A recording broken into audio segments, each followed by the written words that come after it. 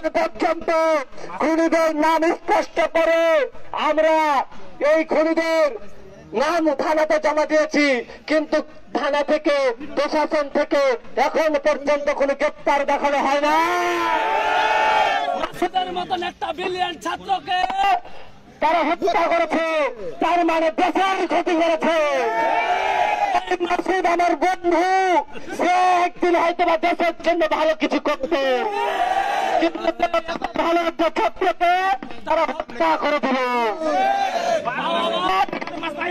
তাদের কিসের জন্য হত্যা করেছে?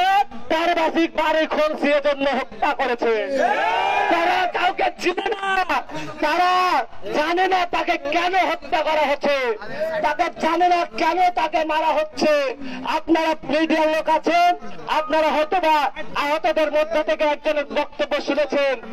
কি বলেছে জানেন? যে তাকে পেটে ছুরি মারা হয়েছে, কিন্তু কি জন্য পেটে ছুরি মারা হচ্ছে সে নিজেও জানে না। এত নির্মম ভাবে জনহারে হত্যা করার পরে আপনারা কিভাবে বলেন যে এখনো গ্রেপ্তার হয় না? তারা কিন্তু প্রকাশ্যে খুন করেছে হাজার হাজার মানুষের সামনে। তারা হাজার হাজার মানুষের সামনে পুলিশ থাকা অবস্থায় খুন করেছে। অনুষ্ঠান শেষ হওয়ার আগে পুলিশ ছিল এবং খুন করার পরে অনুষ্ঠান শেষ হয়েছে, তার মানে পুলিশের এই ঘটনাস্থলে ছিল, কিন্তু কোনো এখন পর্যন্ত আমরা বিচার পাইলাম না। আমার বাবার মুখ খালি করেছেন, আমার কাকার মুখ খালি করেছে।